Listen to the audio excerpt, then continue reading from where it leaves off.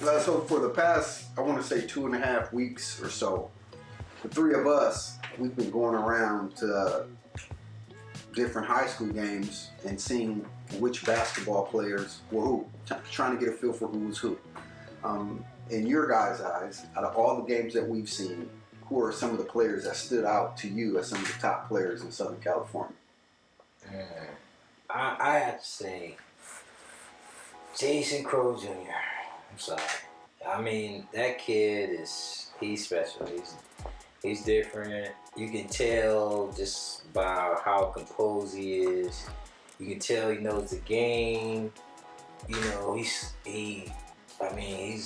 ready. You can just tell, like, you know, just like not a lot of kids.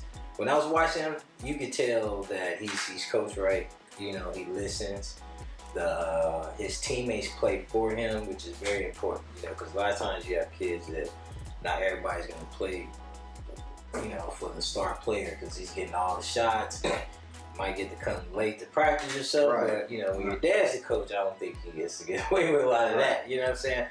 But instead, I think which makes him a great leader because his dad there, and you know, it's like you got to show up.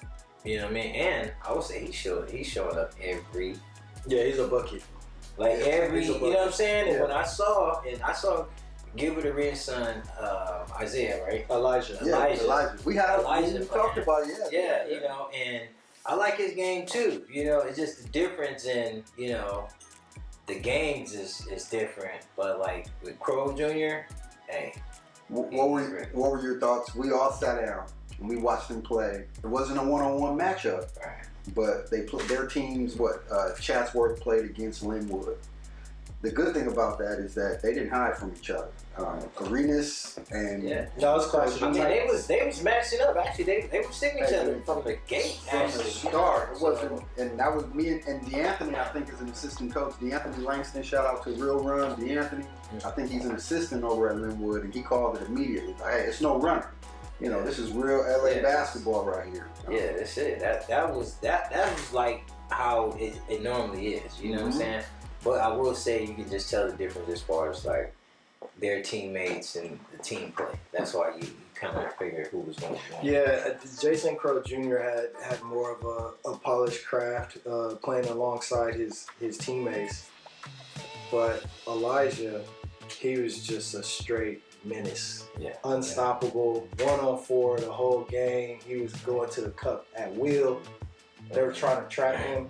Right.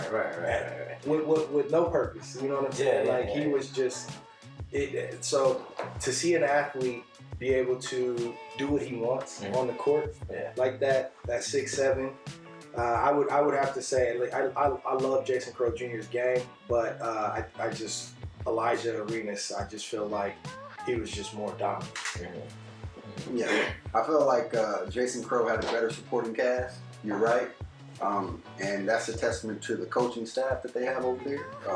Jason Crowe Jason Crowe Sr. was a really good basketball player in his time. Right, of course. And then having DeAnthony over there is also another plus for that program. They had another kid, and I wish I can remember his name, number 1, who was alongside Jason Crowe, who's not quite on his level, but still for like a high school game, for sure. Solid player. Will be a good contributor on a college team. And I feel like they have more, but when I see Arenas, I see a pro, man. The way he was getting the spots, his counters. Again, like you mentioned, he was going 1-on-4, which is probably not the best thing. I get your point. You know, he needs to be able to move the ball. But after talking to Gilbert that night, Gilbert said, hey, man, we're getting ready for the pros. Like, I want him to go 1 against 3, 1 against 4. So I think there's a method to the madness. And when we talk about both of them, I think you're talking about the next era. It just speaks to how dominant of a player he is. There were moments during the game where it looked like he was playing against his little cousins. You're right. You're right. Right. You were right. You were right. And that's the thing too, though. Like, so, like when you playing, and so he's gonna be playing these other teams, right? And you get some of these teams where he's gonna have like maybe a 40, 50 point game because when you look at the other side, like, well, their biggest player is like 6'1". Right. You know what I'm saying? And he's not playing center; he's playing guard. You know what I mean? Bringing the ball up, you know, the full length of the court. You know what I'm saying? So with that, you know, but my thing is, now I say getting prepared, but I'm saying with all the wear and tear, like they're gonna be sending everybody at you, and you're playing, but like you're playing against guys that's they're not going past high school.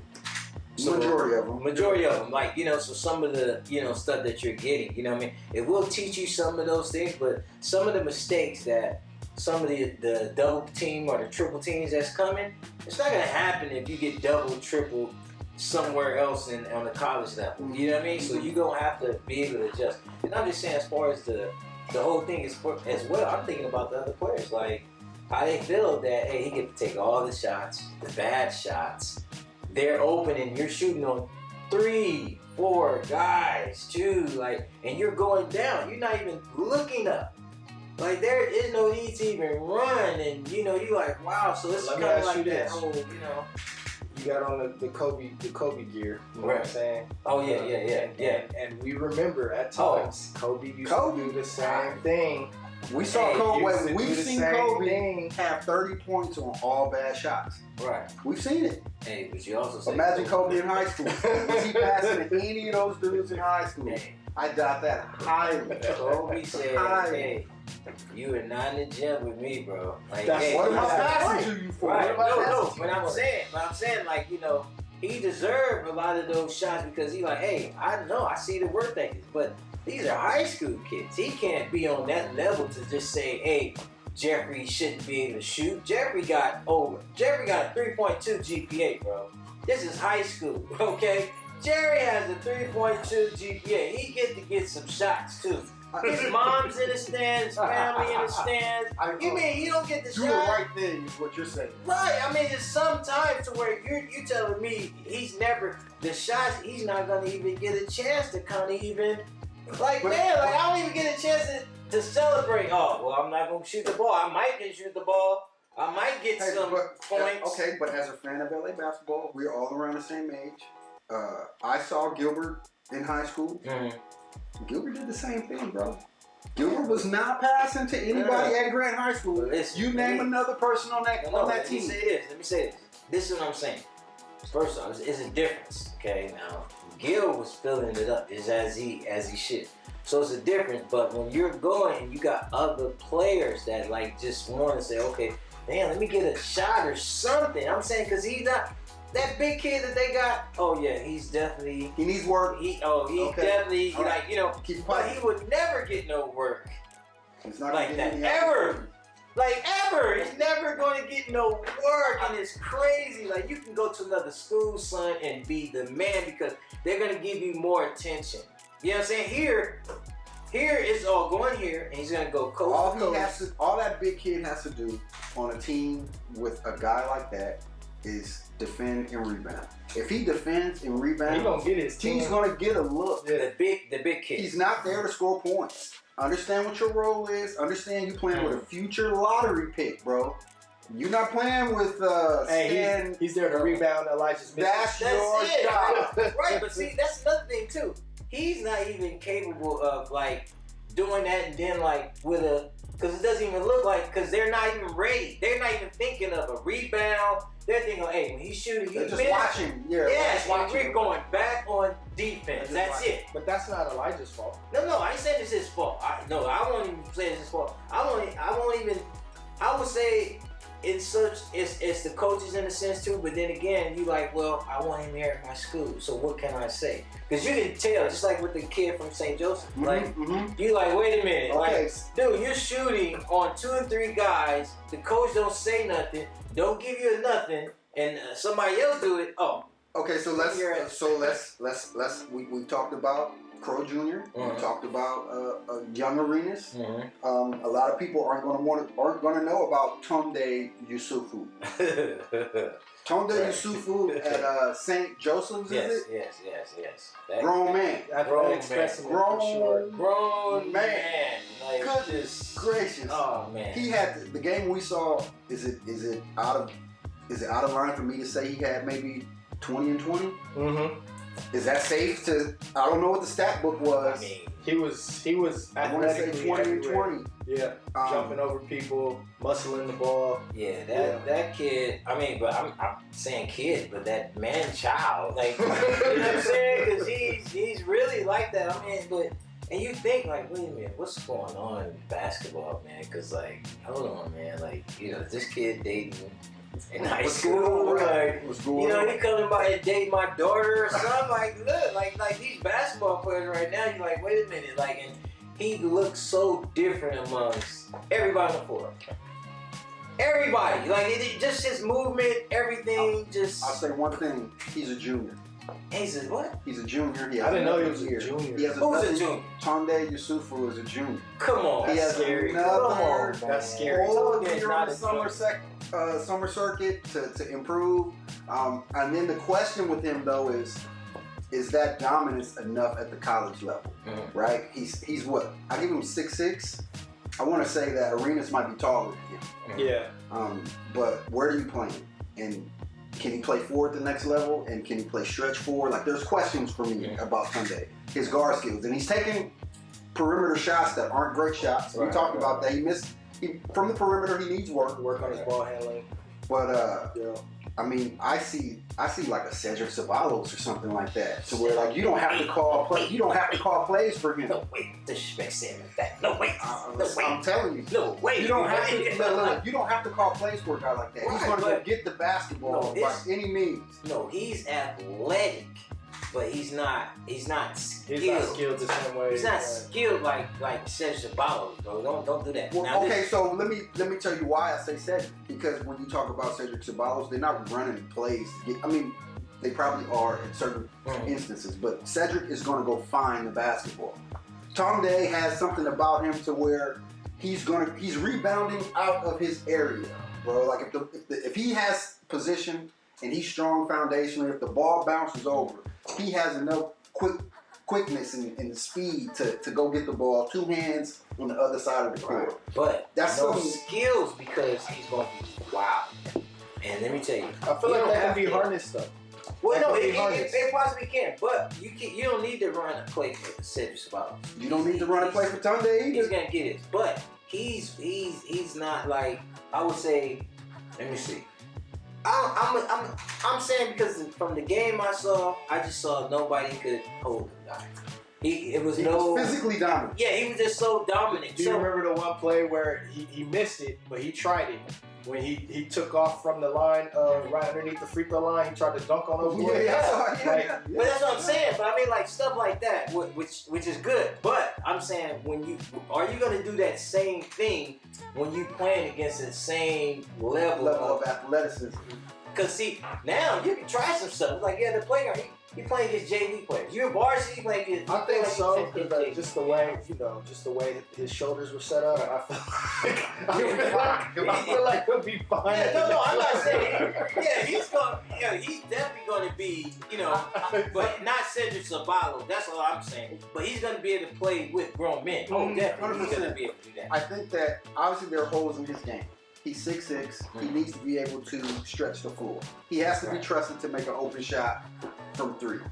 But defensively, he can guard 1 through 5. Oh, I don't know about 1. Okay, so he can guard 2 through 5. Yeah, he can guard 2 through 5. I mean, he's going to rebound from any position on the court. He's going to hit the ground for you. He's going to be tenacious. Bro, he's not going to get tired. A kid like that wins basketball games for you, bro. Like, don't get me wrong, they can all shoot, pass, and dribble, but how many guys that we look and see can rebound and defend? Those are the things that win championships, bro. Not your bag. Don't get me wrong, you want to have a bag. Everybody wants the bag, the Kyrie bag. I get it. But that kid is going to help somebody. He's going to help a coach keep his job. Right. That's why I see him. I got a question for you. Oh, go ahead. See, what I'm thinking about this is this though. Just like how we saying this, right? How many bad shots or forced shots did you see Jason? He took a lot. He took a lot of them. He took 4 shots? He took a lot. Three, like how what's he took a lot. Okay, but let's say he signs with. No. I'm just saying his shot selection was questionable on the team. It was questionable. You said they were questionable. Jason Crowe. Yeah. Oh, you talking about Jason Crowe? Yeah, that's what I'm saying. No, I'm saying Jason Crowe. No, I like Jason Crowe. Right, but I'm saying that's what I'm saying. So we didn't see none of that forcing up. You know what I'm saying? He was dominant. And I'm saying you can still be dominant and not force and play with your guys. So I'm just saying, for me, when you have those other type of players, aside from like a Jason Crowe, it's going to be something to where in the league, because of the way you've just been playing, some of your game, you're just not going to be able to transition because it's going to be times you're not going to pass it right, or you're not going to know when to do this and do that because you're so used to this and you're playing with other better athletes. You know what I'm saying? Jason Crowe, he's used to being able to make the better play. You're not going to get used to that till later because you don't know how to get other people involved. Like, you know what I'm saying? You got to, there were a few underhanded scoop layups where he could have dished it. You know what I mean? That's all. I'm just saying, I think that's a normal thing at the high school level where kids are just, they out there. I mean, we probably have watched 20 high school basketball games in the last like 7 days, right? Right. These kids are forcing shots because that's just part of it. How many of these kids are traveling because they're not gathering? You know what I'm saying? So there's just some little nuanced things that I feel like their game, it'll get polished up. You know what I mean? But I don't think that that's indicative of, you know what I'm saying, their ability. Because I think it's, you know what I think it's indicative of? It's how much latitude they're coaching the kids at. There you go. You know what I'm saying? And I don't see Tunde at a place like Arizona where it's going to be like free flowing. I see him at a place like maybe like a Purdue or something like that, where it's old school, East Coast, hard nosed. I'm in front of you, man to man. We're going to get a stop. We're going to out rebound you, and it's nothing you can do about it. I feel like if he goes somewhere like that and is able to develop perimeter skills, I think he has a chance to play at the top level just by his athleticism alone. Now, I'm not sure if he's coached. Obviously, there are other questions. Is he coachable? You know, is he able to connect dots and things like that? But athletically, for a junior at 6'6", what else you want? I mean, he has holes in his game, but they all do. Yeah. I mean, I think Arenas and Crowe Jr. are different. I don't see many for sophomores, and just, you know, think about those two kids being sophomores, which is unreal. Yeah, that's what I'm saying. The fact we got two more years with those kids, they're just getting better. They're getting taller and better. I actually want to see them be paid at the high school level. Right. That's just my thought. Right. So with that being said, hold on. When we talk about Tunde, and you talk about him not being polished, I think that he's closer to what a junior looks like. And these two guys that we're not comparing them to, but the other two guys we talked about before, they're outliers, bro. Like, I think Crowe Jr.'s a pro. I think Arenas is a pro. I think Tunde needs to be polished up a little bit. Yeah. But another 6'5", 6'6" player. So Brayden Burries. Yeah. Versus Tunde. So how are you comparing their game? I think I like Brayden Burries. Yeah. And I liked him initially. Well, so I have a coaching background. And in the game I saw him play, he didn't come out of the gates on fire. Right. He had to work himself into the game offensively. Yeah. And when he was missing early against good defense, he never got flustered. I never saw him put his head down. Yeah. He never took a bad shot. He was patient. Yeah. You know what he did? He got himself to the line. And he did it. Definitely. He did it on, like, he was working his way. He was working himself into the game.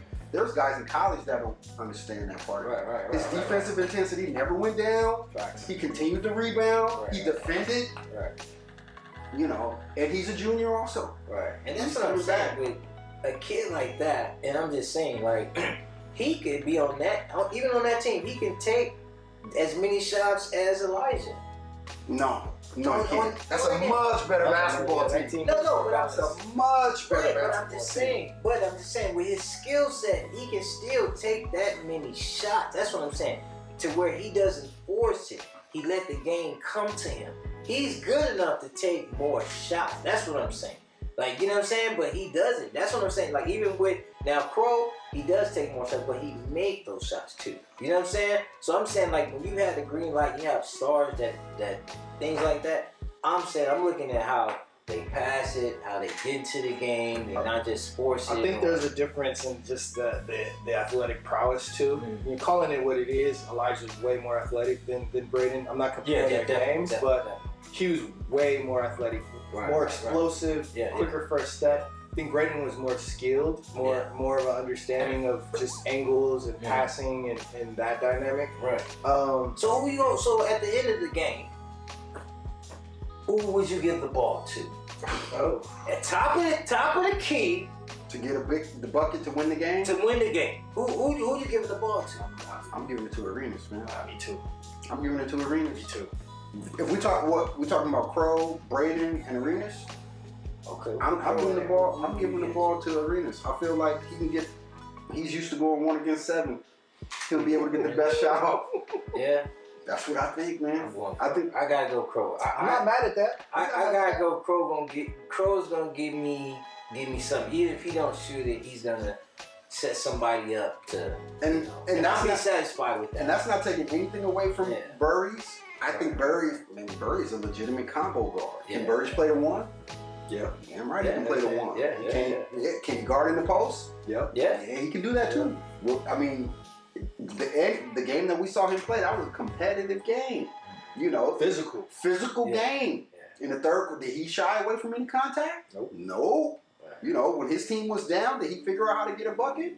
He did a lot of stuff in that game to make me think that I heard of him, and you know, obviously you want to see him, but I think that he should be playing at the top tier of college basketball. I think he's a solid contributor on a team that can win a national championship. Yeah. Oh, definitely. Like if whoever signs that kid, they hit a jackpot. See, and that's what I'm saying. He's that type of kid that will fit in. And Arena's son, definitely he's going. He's definitely going. You know what I'm saying? I'm just saying the mental part as far as like just learning to, make players better, or, just passing, or just knowing like, okay, practice on making that left-hand pass or those right, or just like, and then like, just let players want to play with you. That's all. I just, Let me ask you this. We watched Florida Northeast. Shout out to Florida Northeast. And we watched them play against Eastvale Roosevelt. And we watched the point guard from Eastvale Roosevelt, the short kid with the braids. His name was Miles. Do you guys remember watching Miles in that game? Yeah. I'm not gonna let this go without mentioning that kid. I felt like he is a solid college point guard. I feel like any coach that is missing on him is kind of his ability to create his own shot and hit the hard shots, hit the tough shot. He made big shots in that game. Yeah. And I mean, you've been a coach from the point guard spot. What was he like? I would say actually he wasn't really lacking too much, because he ran the floor right, he made good passes, he played good D. The only thing I would say is, as far as D, like, I like picking up full court. You know what I'm saying? Sure. Like okay, that's fair. You know what I'm saying? Just as far as that, but, you know what I'm saying, other than the other stuff, I mean, he did, like, some solid things as far as a point guard. You know what I'm saying? Found his shooters and stuff like that. He ran the game. I would say the one thing that probably is something to sort of, work on, because he's young, right? Is when the game isn't going his direction, don't let that fluster you. Don't let that impact you. He had moments. And so he had a few moments there where, the turnover, getting frustrated with his teammate, not necessarily, making the play, that you could tell it impacted his performance. So I would say that's probably the only thing to work on, but his ball handling, his vision, his ability to hit the tough shot, he could finish at the rack. You know what I mean? His pace. He has. I mean, you're not going to speed him up. It's nothing you're not going to speed him up. And then his game management. Like, come on, dude. We've been coaches before. You ever had a point guard that's just going 100 miles an hour? They don't know what the time on the clock is. They just kind of out there playing. Man, that kid was polished, man. Yeah. Miles. I wish I could remember his last name. But he definitely a decent point guard, definitely. So, and I would say and then let's talk about game of the week. That Crenshaw Washington game. Okay, so I'm gonna throw something out there that we shouldn't be talking about. The referee at the Crenshaw. Oh God! Can we talk about this guy? Right there. Okay, all right. I don't have anything to in his feelings, bro. Are you kidding me? He was in his feelings. Oh God! He was horrible. Oh my God, he was terrible, man. That just goes to show how are refs really being problematic right now? Are they really becoming like, you know what I'm saying? Because it's like now they're like doing things even all the way to the NBA, how they're like affecting the game almost on a personal level. It like, looked personal. So like, you know what I'm saying? To where it was like, wow, like, you know what I'm saying? So of course, you know, you got the stare downs and that stuff. I mean, he really tried to give the kid a violation, a lane violation after the other ref told the kid to leave. Like, you know what I'm saying? That you want to get, you know what I mean? And then, like I said, that ref knew that big kid is not hitting 2 free throws. Right. He knows that. You know what I'm saying? So I'm going to give him one shot. And that one shot, I know he's going to miss. Like, it was just like a whole thing. That's what I'm looking at, because it's just like, come on, ref. Like, really? And then I like that the other ref came and, hey, no, you're wrong. The other ref did shut it down. Didn't just go along with it. Like, you know what I'm saying? And he did a couple things. And the other ref had to shut him down, which normally doesn't happen, because you know they gotta have each other's back all the time. You don't show me up, just like with players. Nah, he had a personal thing with that assistant coach. With Marlon. Oh yeah, and it was it was obvious. It's crazy. And that I think it was the third overtime where he called the foul and the tech. That was the turning point of. It was already in overtime, but that was the turning point. Come on, man. You had 4 free throws and they got the ball. Of course, Come on, man. And the thing about it was such a well played game. We know the importance of that game in the community, and I hate that we have to talk about referees. Right. Let the kids decide who's going to win the game, and they still came out at the end of it and put together a great performance with the last second shot at the end. Yeah. Great job by both coaching staff, by all of the kids involved, everybody who was there at the game. Awesome job. It was a great high school environment, and we've seen a lot of games. That was probably the most exciting environment that we've been in so far. For sure. Oh yeah. But shout out to King Peterson for hitting that big shot. Oh man, that was huge, man. That was huge. Hey, that game, and see, not only that game was special, you know, because of the passing of the kids. You know, so that was a different. The whole atmosphere was different in the whole room. You know what I'm saying? So, and then have the Washington Crenshaw game, it was like, wow, like, you know what I mean? Those two schools, LA, you know what I'm saying? East side, west side, kind of like, you know what I'm saying? Just the battle of, like, you know what I mean? And not only that, you know, Washington coming to Crenshaw, you know what I mean? We're the visitors, you know. Right. You know what I'm saying? So, you know what I mean? But it's like to go over there and then to get a win and to, you know, it's like, that's hostile territory. Oh yeah. Period. You know what I mean? You know, I'm a Washington guy myself. Right. I've played in that game.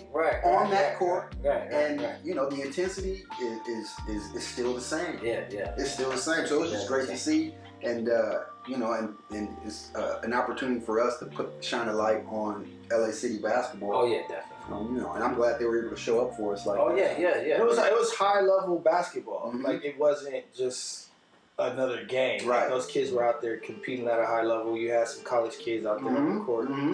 You know, so it was good to see that, and then just the energy from the city, the community.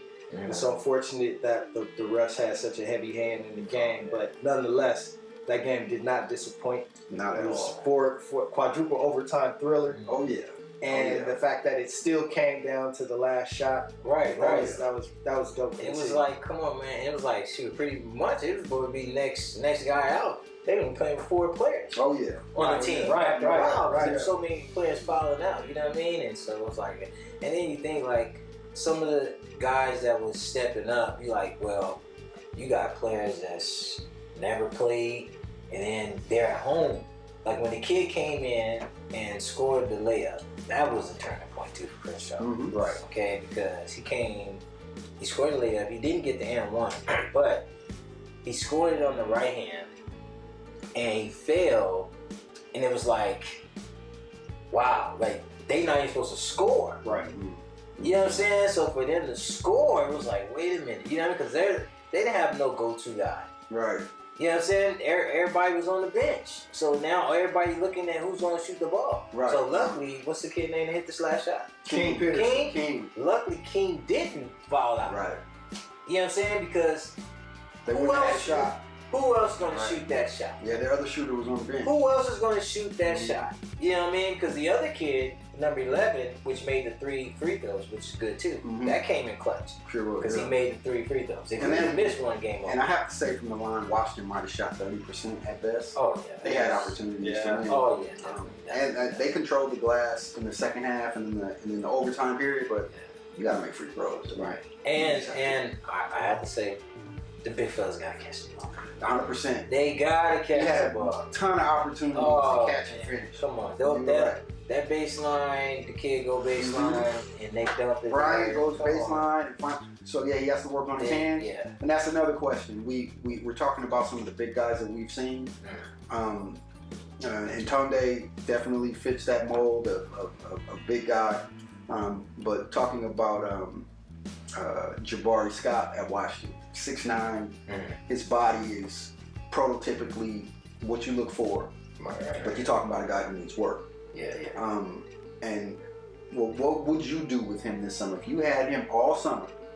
Because what he does this summer is going to determine his basketball future. Facts. This is the biggest summer of his athletic life. Right. What would you do with him as a coach this summer to make sure that he shows up next year ready to play? Facts. We at the sand dunes. You know what I'm saying? We ain't playing no AAU tournaments. None. Okay? You ain't playing no games this year. He on the heavy ball all summer. All summer. We own it. Catching tennis balls. Come on. He on the Raptor machine. For what? He lifting weights. You're right. He on the ladders. We have not seen many people with his size yet. Fireball had a couple of young people. They had 6'10" sophomore that was big, and they had a junior, maybe 6'8", that was big and active, similar to Jabari. But we haven't seen many people in high school basketball, at least in Southern California, with his size and with his potential. Right. Potentially he can be mid-major college basketball. Whoever he trains with this summer is going to be huge. Right. He needs to find the right trainer, and he needs to be in there. And I would want him to play some AAU, just a touch, because they're going to see him. I want people to see him.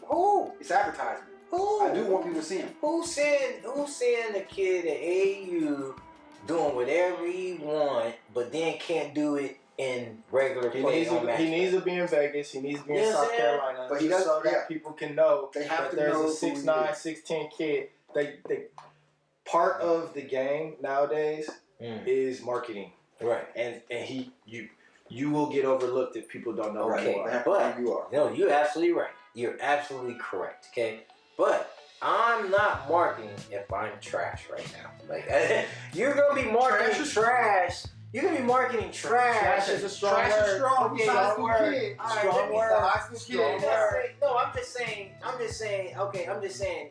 Let's not let him or let a person market and they're not ready. That's what I mean by trash. Like I'm not gonna be not him predict. I'm just saying I wouldn't market if I'm not ready. Like, what is that for? Like, to go to Vegas and you can't catch, or you're not a good jump shot shooter, or you can't set a good screen. You don't know how to screen and roll. You don't know how to hedge. Like, you know what I'm saying? Those little things like that, how's that going to help in regular play for your school that college coaches are really, and scouts are really going to see? I think that he still I feel like you still have to go out and show his size. I think that he needs to play on the right team. I think he needs to be in the right tournaments.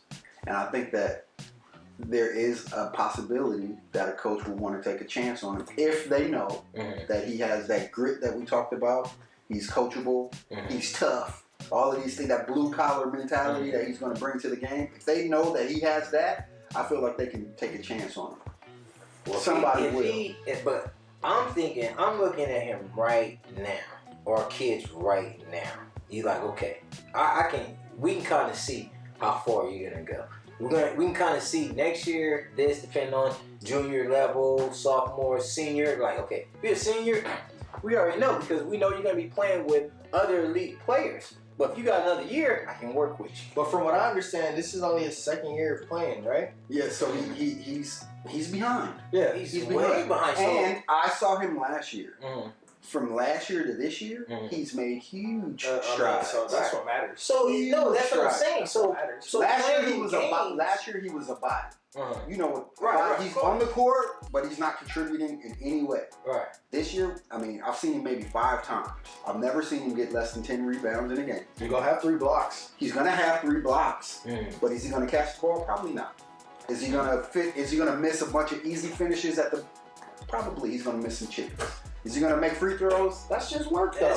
But that's what I'm saying. Skill work. So I don't want to see that in AAU. I'm sorry. I don't want to see that in Vegas. I don't want to see it in Seattle, bro. Out of state as well. You come all the way out of here, all the way to Vegas to miss a chippy, and you 6'9"? I think that you that's terrible. I think that you underestimate the importance of size. No, I'm saying like if he's just now growing, he needs to grow into his size as well to understand how tall he is and what he can do. Because I don't think he does know. Because even when their bigs went out, he still wasn't the most dominant player on the floor. If we look at that tape, in each of those overtime games, he dominated the glass in the overtime games. All 3 of them, he did. If we go back and look at that tape, dominating the glass and getting rebounds is 2 different things. Okay, he got rebounds. He did not dominate the glass because he would have put some stuff up and he would have got more than just that one dunk. Like, he was the biggest thing on the floor for the last 2 overtimes, man. Like, there's no way none of them kids could have held him. Even the ones on the bench. Yeah, but he doesn't look. He's so green that he doesn't even know how to post up yet. But that's what I'm saying. So that can be taught. Yeah, that's a teachable skill, John. No, I'm not kid how to do that. No, that. you're right. That's what I'm saying. But I'm saying the teaching part is this summer, and the teaching part is not him playing games. I think his development. Games don't count. No, but I'm just saying they don't needs count. to play. No, but I'm saying still he's playing games that I need you to make this layup. We lost the championship because you can't make a layup or you can't catch. Like, no, you're gonna see other bigs that can. And the another thing about it is you're gonna see bigs that can't get on the floor at max prep, can't play for their high school, and they're gonna be showing you up. And guess what? You're gonna be in this cubby hole over here, and you shouldn't even be there because you're not ready. Yeah, but he still needs to go. He still needs to go be on that stage. He still needs to go. So, but he's not. You set a stage. You set a stage for him, and he's not able to perform though. I want to see where that kid is in 12 months. So I understand what you're saying. All your points are valid. I do think that kid has a lot of upside if he gets the work. He gotta get the work. Let's see where he's at in 12 months. And everybody was not able to play AAU. Just like everybody don't have a gym to go to. People feel like, hey, you got in the gym, certain type of shoes to wear. Man, please, we got on the court, bro. We outside. We hopping gates. We was at Woodcrest Elementary playing on the 8-foots, man. You know what I'm saying? So there's no excuse about none of that. You know what I'm saying? When you want it, you're going to go get it. But what I'm saying is, hey, this summer I'm not playing no AAU. I'm not playing travel ball because I need to work on my game. Like, you can't work on your game. I'm not saying that he shouldn't play travel ball. I'm saying that he should have a solid balance between. He needs to be doing 2-3 a days every day, training wise during the week, right? And he has to have somewhere to apply what he's learned during the week. Shit, he has to at some point be on the stage to show what his size and athleticism can do to influence a basketball game. At minimum, if he's as a senior. Imagine him as a senior. He grows another inch because he's not done growing. I'm not sure if his body type. Right. Okay, we can agree on that. Right. He might have another inch. He might have another inch and a half in him, right? If he can show that he can influence a game without even really touching it, he can help a team win basketball games. Of course. Okay, so based on that alone, he should be in somebody's AAU tournament. Should he go on everybody's tournament? No, he shouldn't. He needs to dedicate time to develop. But he has to play in somebody's tournament. They have to turn him in Vegas. I think maybe everything on the West Coast he plays in. He doesn't go back east or something like that. But he should play. Me, if I'm coaching, I got him. He's not playing no tournaments because it's not going to help his game. It's only going to hurt him and expose him even more by other players. Because if he work on this game, then everybody can see it. Then he'll be ready. But let me throw another name out. Or maybe towards the end of the summer or something. But for him to get in the rim like everybody else, like he just the norm and you trying to get seen, no. Listen, you already know. They gonna come to Washington. They gonna come to Crenshaw. They gonna come to Fremont. Scouts. Stop. They're gonna come to see you. Cap. That's not happening. Cap. Why not? Cap. These coaches don't even leave not the desk no more. Cap. No, but I'm saying even if they Cap, John. So nobody's coming. No. Cap. Nobody's What they doing? What coaches did we see at the Washington Crenshaw game? No. What coaches have we seen at all? We saw UCLA. One UCLA coach. And he was there to see Brayden. He was there to see Burries. Yeah. Who else have we seen? None. Well, I ain't checking. Bro, we've seen the top players in These Southern coaches California. don't leave their desk no more. Bro. Okay, so Cap. where they getting their information from? Online? No, not no AAU. I'm sorry. No, that's where they Not be at, AAU. bro. They be in Vegas, they be in South Carolina, they be in Seattle. That's where they be at.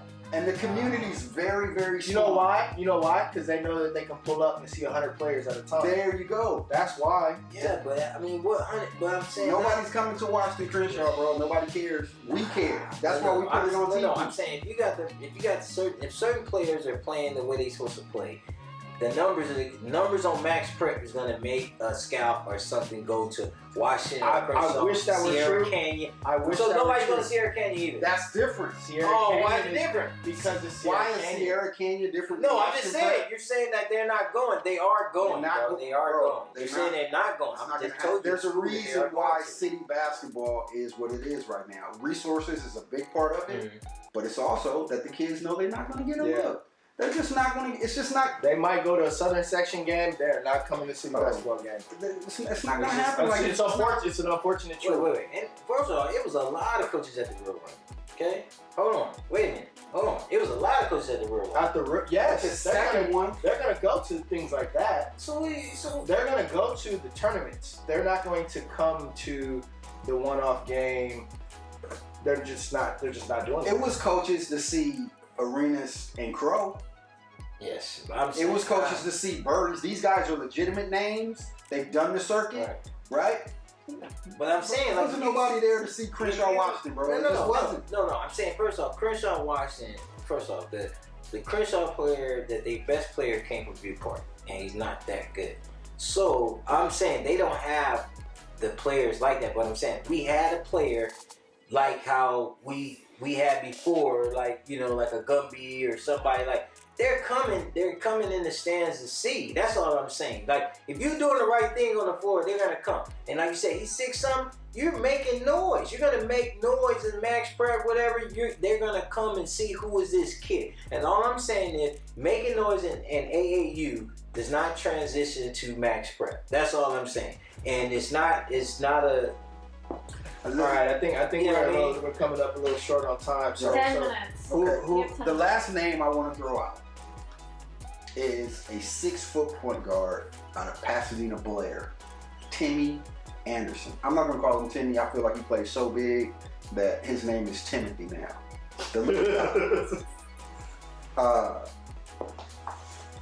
He had how many points did he have? 38. Yeah. He had to have. He's a bucket. He's a bucket. Now it might be because he's at Pasadena, Blair. It might be they don't. They're not. Hey man, if somebody putting up 38 points, bro. The way he's scoring. Could he do that at like Windward or at like at a Sierra Canyon? Can he pull that off? What do you guys think of Timmy Anderson? I don't know if you saw him. I think at a school with higher competition, it's not 38, but he'll give you 18, 20. Like he knows how to score. Mm-hmm. He understands the game. Good pacing. Mm-hmm. He's not forcing shots. Mm-hmm. He knows how to create his own shot. I think he was athletic enough. So yeah, I think he goes to a higher level conference, a higher level division, and I think he still produces. Now what? Let me think. Which kid is that? He played Pasadena Blair. I forget who they played, but he put the game away.